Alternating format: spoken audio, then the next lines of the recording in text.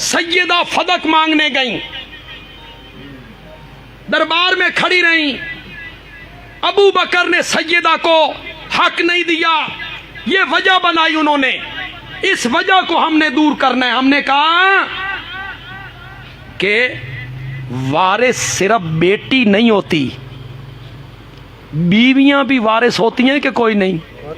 بولو بولو، بولتے کیوں نہیں؟ تو نبی پاک کی اگر وراثت تقسیم ہوتی تو صرف سیدہ فاطمہ کو ملتی کہ بیویوں کو بھی ملتی؟ تو حضرت ابوبکر نے اپنی بیٹی عائشہ کو دے دی تھی، حضرت عمر کی بیٹی کو دے دی تھی، بیویوں کو دے دی تھی۔ ایک بات۔ دوسری بات، یہ بڑی کام کی بات آپ کو بتا رہا ہوں، میں نے ایک منٹ کے لیے مانا حضرت ابوبکر نے حضرت فاطمہ کا حق غصب کیا، ظلم کیا، حضرت عمر نے غصب کیا، ظلم کیا، میں نے تیری بات ایک منٹ کے لیے مان لی۔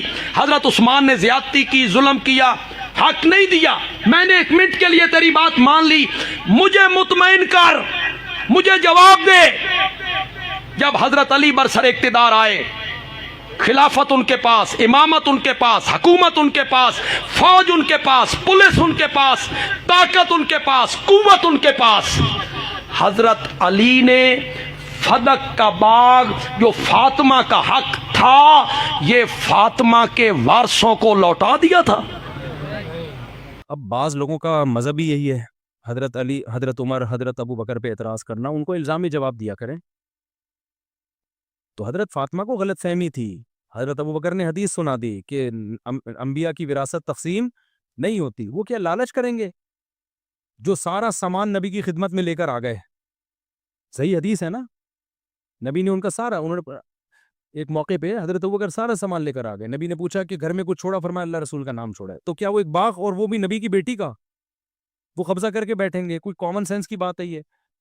جو نبی کا غار میں، نبی کے غار یار ہیں، وہاں تنہا نہیں چھوڑ رہے۔ اور انبیاء کرام علیہ السلام کی جو وراثت کا مسئلہ ہے، یہ بھی ایک بہت سیریس ایشو ہوا، جس کی وجہ سے یہ ایشو پیش آیا جگیر فدق والا، اور سیدہ فاطمہ الزہرا سلام اللہ علیہ کی ناراضگی بھی اسی سے افیلیٹڈ ہے، سٹارٹ یہاں سے ہوا۔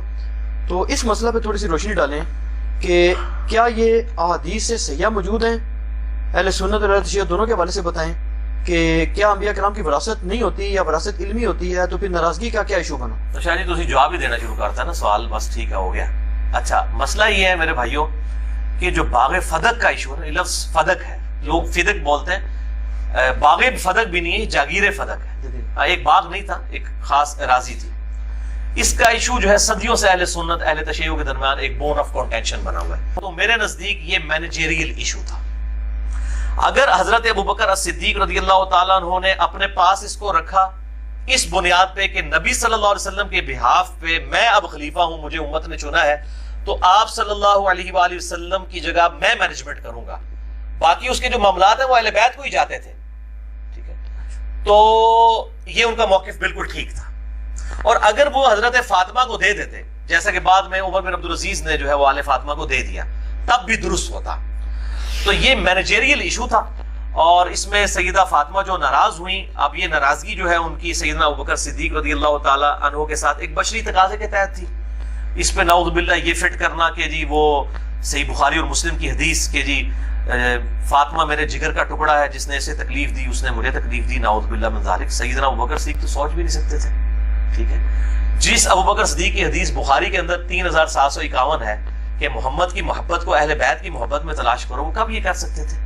ٹھیک ہے، وہ ایک بعض کا دنیاوی طور پہ بھی کبھی ایسے اختلاف آ جائے تو ناراضگی ہو، یہ بات ٹھیک ہے، بخاری اور مسلم میں موجود ہے کہ وفات تک سیدہ رہی ہیں، سیدنا علی نے رات کو ان کو دفن کیا ہے، ابوبکر عمر کو نہیں بتایا، ظاہر ہے ایک معاملہ چل رہا تھا اس وقت، اور یہ دنیاوی اعتبار سے اس طرح کی ناراضگی ہو جاتی ہے، بل فتویٰ فٹ نہیں کرنا چاہیے۔ اگر ہم ایام فاطمیہ سے درس لیں، اگر ہم سیرت سیدہ سے درس لیں تو یہ حالات پیش نہیں آئیں گے۔ آخری وقت ہے، جناب سیدہ ام المؤمنین سے ارشاد فرماتی ہیں، ما احتنی کاذبہ ولا خائنہ ولا خالفتک منذ عاشرتنی۔ جناب سیدہ فرما رہی ہیں کہ میں نے کبھی بھی آپ سے جھوٹ نہیں بولا ہے۔ اب ہم اپنے کردار کو دیکھیں اور جناب سیدہ کا کردار دیکھیں، لیکن جب دربار میں آتی ہیں کیا فرماتی ہیں؟ اقول عودا وبدعا ما اقول الا اقول ولا اقول غلطا افعل وما افعل شططا۔ میں جو آج کہہ رہی ہوں وہی میں کل کہوں گی۔ میں صدیقہ ہوں، آج اس دربار میں جو میں کہہ رہی ہوں کل بھی میں ایک دربار میں کہوں گی، ایک بارگاہ میں کہوں گی۔ آج تم نے جھٹلا دیا، کل جہاں میں کہوں گی وہاں کا زعیم میرا بابا ہوگا اور وہاں سلطنت احکم الحاکمین کی ہوگی۔ محشر کے دن میں دوبارہ یہ مقدمہ رکھوں گی، میں جو کہتی ہوں وہ صحیح ہے۔ اقول وما اقول غلطا، میں کبھی کوئی غلط بات نہیں کرتی۔ افعل وما افعل شططا، میں نے کبھی کوئی غلطی نہیں کی ہے۔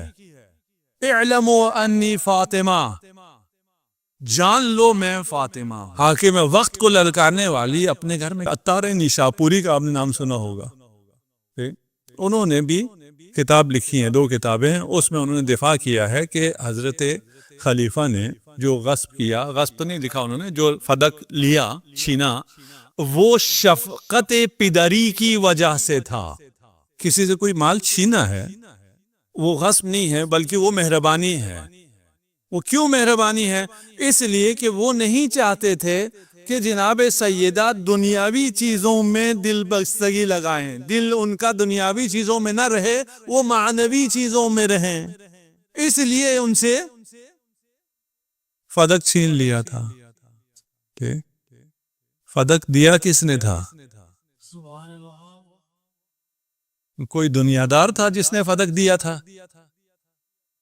فدق بحکم خدا دیا گیا تھا، فدق خود رسول خدا نے دیا تھا۔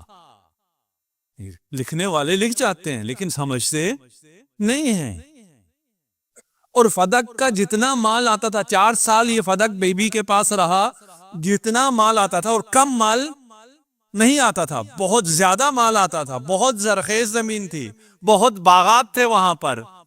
آپ کی زندگی میں ایک ہی کھال تھی گھر میں، اسی کھال پر بیٹھتے تھے، اسی کھال پر سوتے تھے، کچھ بھی نہیں تھا۔ آپ کی درآمد نہیں تھی، درآمد بہت زیادہ تھی، اس کے علاوہ بھی تھی، فدق بھی تھا۔ پھر کیا کرتی تھی؟ وہ سارا کا سارا راہ خدا میں دے دیا کرتی تھی۔ سورہ دہر شاہد ہے، سورہ دہر کی 18 آیتیں گواہ ہیں۔ اگر کے ساتھ کہہ رہا ہوں، اگر وہ سارا مال بی بی اپنے اوپر خرچ کرتی تو کبھی بھی یہ لوگ فدق نہ چھینتے۔ ان کا مسئلہ یہی تھا کہ آپ ابر تھیں، نیکی کرنے میں سب سے آگے تھیں، خلائق کا رجوع آپ کی طرف تھا، اور اس رجوع کو ختم کرنا تھا، اس مرجعیت کو ختم کرنا تھا۔ انتی ابر و اتقا، تقوی کیا ہے؟ عبادت سیدہ کیا ہے؟ باقی انشاءاللہ رہنے دوں پھر کبھی۔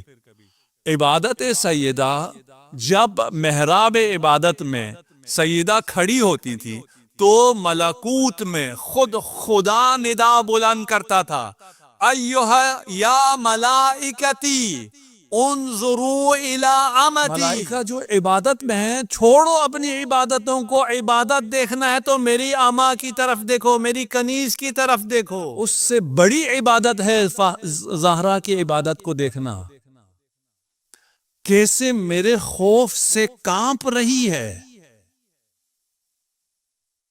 اور میری عبادت کر رہی ہے۔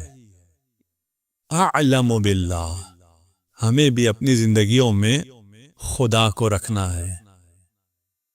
اگر ہماری زندگیوں میں خدا رہے تو پھر ہماری زندگی اسی دنیا میں جنت ہو جائے۔ اعلم باللہ و ابر و اتقا و اکرم و اشد خوفا من اللہ۔ یہ باقی 2-3 کلمے رہ گئے، پھر کبھی کے لیے سب بات پڑھ دیجیے۔ محمد و آل محمد۔ 3 سوالوں کے آج مجھے جواب دینے۔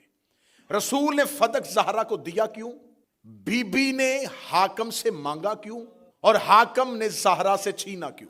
ये वो तमाम सवालात हैं जिनके जवाब जब तक हम पूरी तसल्ली से नहीं देंगे, आप बीबी की तहरीक को नहीं समझ सकते, इनकलाब फातिमी को नहीं समझ सकते, तहरीक ज़हरा को नहीं समझ सकते। जनाब सैयदा सल्लल्लाहु अलैहा जब ये अपना हक लेने के लिए आई हैं तो यहाँ सिर्फ और सिर्फ खजूरों के बाग नहीं है, ये कोई ज़मीनी मलकियत का सवाल नहीं है।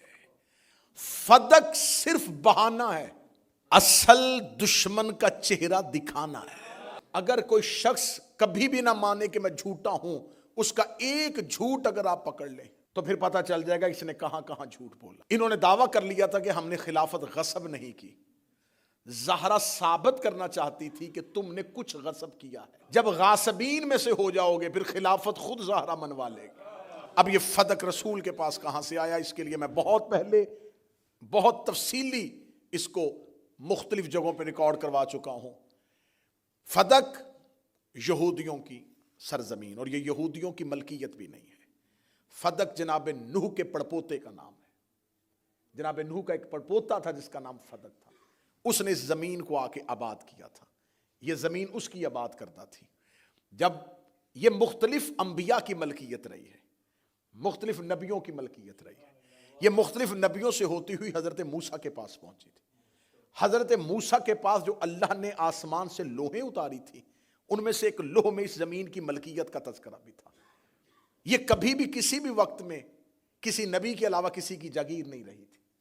हजरत मूसा के बाद जब यहूदियों ने मूसा के दीन पे कब्जा कर लिया तो उन्होंने इस फदक जमीन पर भी काबज हो गए।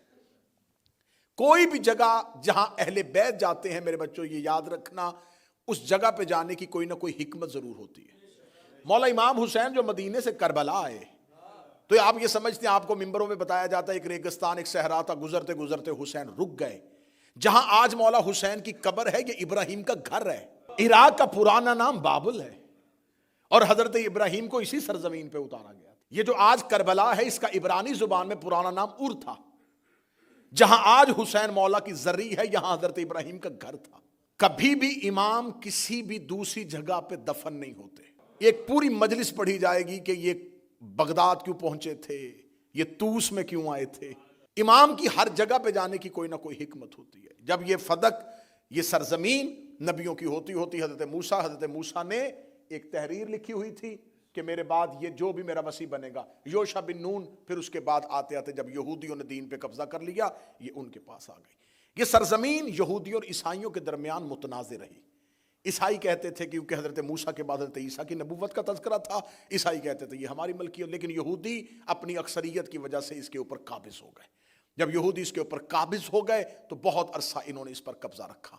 रसूल अल्लाह ने हजरत अली को वहां भेजा और वहां भेज के यहूदियों से दो मुतालबे किए। पहला मुतालबा, ये सब सरजमीन जिस पे तुम काबिज हो ये तुम्हारी नहीं है, ये हर दौर में नबियों की मलकियत होती है। दूसरा, तुम इसी सरजमीन को जो हमारी है, जो रसूल अल्लाह की है, उसी सरजमीन पे रह के उसी रसूल के दीन के खिलाफ इस्तेमाल कर रहे हो, जिसकी हम तुम्हें इजाजत नहीं देंगे। जो ही यहूदियों को पता चला कि मालिक आ गया है तो यहूदियों के सरबराह ने अपने संदूक में से वो पुरानी तहरीरें निकाली। उस तहरीर में से वो तहरीर निकाली जो दौरे हजरत मूसा से चलती हुई लोहों की सूरत में आ रही थी। उसी तहरीर के नीचे लिख दिया कि हमने जितना अरसा इस जगीर की मलकियत अपने पास रखी है वो हम मुसलमानों के पैगंबर से माफी चाहते हुए ये सरजमीन उसे वापस करते हैं। ये जमीन इसको लेने के लिए ना कोई जंग हुई थी, ना कोई जिहाद हुआ था, ना कोई घोड़े दौड़ाए गए थे, ना कोई खून बहा था, ना कोई लश्कर गया था, न किसी ने वहां जाके मुहासरा किया था। ये उन्हें खबर हो गई थी कि जहां हम बैठे थे ये हमारी नहीं थी और अरब में वो नबी आ गया है जो आखिरी नबी है, तो ये सरजमीन हमेशा नबियों की होती है, लिहाजा हम उसे वापस कर देते हैं। ये रसूल अल्लाह के पास आ गए। अब ये मुसलमानों की मलकियत तो बन नहीं सकती क्योंकि ये जनाब नूह के परपोते से होती होती नबियों के पास रही है। अगर ये किसी नबी के बाद उसकी उम्मत की मलकियत होती तो मुस्तफा कभी भी यहूदियों से वापस ना लेते। मैं मेहनत करके आपके सामने पढ़ूं। अगर ये किसी नबी के जाने के बाद उसकी उम्मत का हिस्सा बन जाती تو یہودی حضرت موسیٰ کے ماننے والے تھے، یہود کی اولاد تھے، کبھی بھی نبی ان کو بے دخل نہ کرتے، لیکن نبی کا اس سرزمین کو واپس لینا اس بات کی دلیل ہے کہ یہ امت کا نہیں، صرف پیغمبر کا حق ہے، صرف رسول کا حق ہے۔ جب رسول اللہ نے وہ جگیر لے لی تو یہ کیا سنہ ہے؟ 7 ہجری، 7 ہجری جنگ خیبر کی فتح کے بعد یہ سرزمین رسول اللہ کے پاس آ گئے۔ رسول اللہ اپنے گھر بیٹھے تھے، یہاں آسمان سے جبرائیل امین قرآن کی آیت لے گیا، وَآتَ ذِی الْقُرْبَى حَقَّهُ، میرا حبیب اپنے قربا کو ان کا حق دے۔ فرمایا جبرائیل کیا پیغمبر سے پوچھ سکتا ہے کہ اس سے مراد کیا ہے؟ جتنی اہل سنت تفاسیر چاہیے وہ دکھانے کے لیے تیار ہوں۔ جبرائیل امین دوبارہ نازل ہوئے اور کہتے خدا کہتا ہے کہ فاطمہ کو بلاؤ اور فدق اسے دے دو۔ یہ فدق زہرا کے حوالے کر دیا جائے۔ اب آپ مجھ پہ سوال کریں کہ آپ نے دیکھیں جی آپ نے 10-12 منٹ کی تمہید کی ہے، یہ نبیوں کا حصہ ہوتی ہے، تو جناب فاطمہ کے پاس تو نبوت نہیں تھی۔ نبوت کا دروازہ بند ہونا تھا اور بعد میں سلسلہ امامت نے شروع ہونا تھا۔ امام نے حکومت کو نافذ کرنا تھا جیسے نبی کرتا ہے۔ تو اب اس ولایت اور اس حکومت کو نافذ کرنے کے لیے اب اگر رسول اللہ نے اپنے بعد اپنا جانشین مولا امیر المومنین کو بنانا ہے، مولا امیر المومنین نے جب حکومت قائم کرنی ہے زمین پر، تو مولا امیر المومنین کو اس حکومت کو زمین پر چلانے کے لیے مالی طور پر کوئی ایسا مال کی کثرت چاہیے جس سے وہ نظام حکومت چلا سکے۔ اور اہل بیت کے ہاں ایک وقت کی روٹی بھی فقیر کو دے دی جاتی ہے۔ اہل بیت کے ہاں فاقے ہوتے ہیں، ان کے ہاں مال اکٹھا نہیں کیا جاتا۔ اب مولا امیر المومنین نے نہ ہی کوئی اتنا مال بنایا تھا جس سے وہ اتنی بڑی مملکت اسلامی کو چلا سکتے۔ جب مولا امیر المومنین کے پاس ایسے کوئی مالی سورسز نہیں تھے، کوئی ذرائع نہیں تھے، تو اب اللہ نے تو اس نظام کو چلانا تھا، تو خدا نے بذریعہ پیغمبر علی کی حکومت کے نظام کو قائم رکھنے کے لیے یہ جگیر زہرا کے حوالے کی۔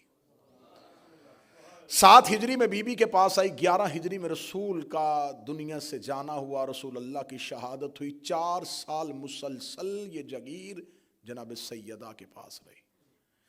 جب یہ جناب سیدہ کے پاس آئی تو جب رسول کے پاس تھی تب تک رسول کی تھی، جب رسول نے لکھ کے بی بی کو دے دی تو اب یہ ملکیت فاطمہ بن گئی ہے۔ لو پہلا جملہ اتنی محنت کے بعد پڑھنے لگا ہوں، جس نے یہ جملہ سمجھا وہ سمجھے کہ اس نے آج کی اور کل کی مجلس سمجھ آئے گا۔ فدق زہرا کی وراثت کا مسئلہ نہیں ہے، ملکیت کا مسئلہ ہے۔ آج کے بعد شیعہ اپنی سوچ کا زاویہ اس انداز سے لیجئے گا کہ حاکم نے نبی کی وراثت پہ قبضہ نہیں کیا، فاطمہ کی ملکیت پہ قبضہ کیا۔ وراثت مرنے کے بعد تقسیم ہوتی ہے۔ اگر کسی انسان کا کوئی ایک بیٹا ہو، 4 بیٹے ہوں، مرنے کے بعد وراثت تقسیم ہو، 3 نافرمان ہو، 1 فرما بردار ہو، وہ اپنی زندگی میں کہے نہیں بعد میں وراثت ہوگی تو ان 3 کو بھی ملے گی، میں زندگی میں 1 ہی کو دے دیتا ہوں، تو وہ 1 کے نام کر دے۔ جب وہ اس کے نام ٹرانسفر ہو جائے گی تو اب وہ وراثت میں تقسیم نہیں ہوگی، کیونکہ مالک نے زندگی میں مالک تبدیل کیا ہے۔ رسول اللہ نے اپنی زندگی میں دی ہے، اہل سنت تفاسیر اس بات کی گواہ ہیں کہ رسول نے اپنی زندگی میں جناب سیدہ کو دے دی تھی۔ تو جب جناب سیدہ کو دے دی تھی تو وہ سیدہ کی ملکیت بن گئی۔ تو اس کا مطلب ہے یہ جو آج ہمیں دھونس رچایا جاتا ہے، جو ہماری سوچوں کو بدلا جاتا ہے، نہیں دیکھے رسول تو وارث بناتے نہیں، یہ جان بوجھ کے شور کیا جا رہا ہے کہ شیعوں کے ذہن میں یہ سوال آئے ہی نہ، ان کو اسی بات میں الجھا دیں نبی تو وارث ہی نہیں بناتے، نبی تو کسی کو وارث چھوڑ کے نہیں جاتے، نبیوں کی تو میراث ہی نہیں ہوتی۔ بھائی میراث کی بحث تو ہے ہی نہیں، یہ تو بحث ہے ملکیت کی۔ وراثت میں گواہ مانگے جا سکتے ہیں، کہاں بیٹھے ہوئے ہیں صاحبان آپ؟ ایک بندے کے پاس اپنی ایک پراپرٹی ہو، اس کی اپنی ذاتی ہو، اس کے نام پہ وہ پراپرٹی ہو، دوسرا انسان آ کے اسے وہ پراپرٹی چھین لے، وہ پلاٹ پہ قبضہ کر لے، کیس کورٹ میں چلا جائے۔ اب مجھے بتائیں کہ آج کی عدالت گواہ قبضہ کرنے والے سے مانگے گی یا مالک سے مانگے گی؟ مالک کی زمین پہ قبضہ کیا گیا، قابض بھی چلا گیا کورٹ میں، مالک بھی کورٹ میں چلا گیا، مالک نے کہا یہ دیکھے جی میرے پاس ملکیتی کاغذ ہے، یہ تو میری زمین تھی، قابض نے کہا نہیں یہ تو میری ہے، عدالت کہے گی اگر تیری ہے تو بتا، تحریر، ثبوت، گواہ۔ دربار میں گواہ حاکم نے دینے تھے، زہرا نے نہیں دینے تھے۔ سارا کیس بدلا جا رہا ہے۔ یقین کرو فدق کا ریکارڈ غیر محفوظ کیا جا رہا ہے، کیس کا زاویہ بدلا جا رہا ہے۔ اللہ کبھی بھی آپ کو کبھی بھی کسی عدالتی امور میں مشغول نہ کرے۔ میری زندگی گزر گئی عدالتی امور میں، تو ہمیشہ ہوشیار وکیل جب دیکھتا ہے نا میں کیس ہار رہا ہوں، تو وہ کام کیا کرتا ہے، وہ کیس کا زاویہ تبدیل کرتا ہے، مرکزی نقطے سے بار بار جج کا ذہن ہٹاتا ہے۔ جی قتل بعد میں بحث ہوگی کہ کس نے کیا تھا، یہ ہمیں بتایا جائے کہ اس گلی میں رہنے والے جو لوگ ہیں ان کے بیان کہاں ہیں۔ یہ جو ایک نیا کرایہ دار اس گلی میں آیا ہے یہ کب آیا تھا؟ اب وہ قاتل سے ذہن ہٹ کے ادھر چلا جاتا ہے۔ یہ ہوشیار وکیلوں کا طریقہ کار ہے کہ جب دیکھیں کہ اب ہاتھ میں کچھ نہیں رہا، کیس کا رخ بدلو۔ تاریخ میں یہی ہوا، جب ان کے پاس کچھ نہ رہا انہوں نے مقدمے کا رخ ہی بدل دیا۔ گواہ کیوں نہیں دیے تھے؟ میراث تو نبیوں کی ہوتی نہیں۔ بھائی کس بات کی بحث کر رہے ہو؟ تمہاری تفاسیر لکھ رہی ہیں کہ جب یہ آیت آئی رسول نے فدق بی بی کو دے دیا تھا، ہبا کر دیا تھا، ان کی ملکیت بن گیا۔ جب ان کی ملکیت بن گیا تھا تو اب جناب زہرا مالکن کی حیثیت سے گئی ہے دربار میں۔ زہرا کا مقدمہ بطور سوالی نہیں ہے، مالک کی حیثیت سے۔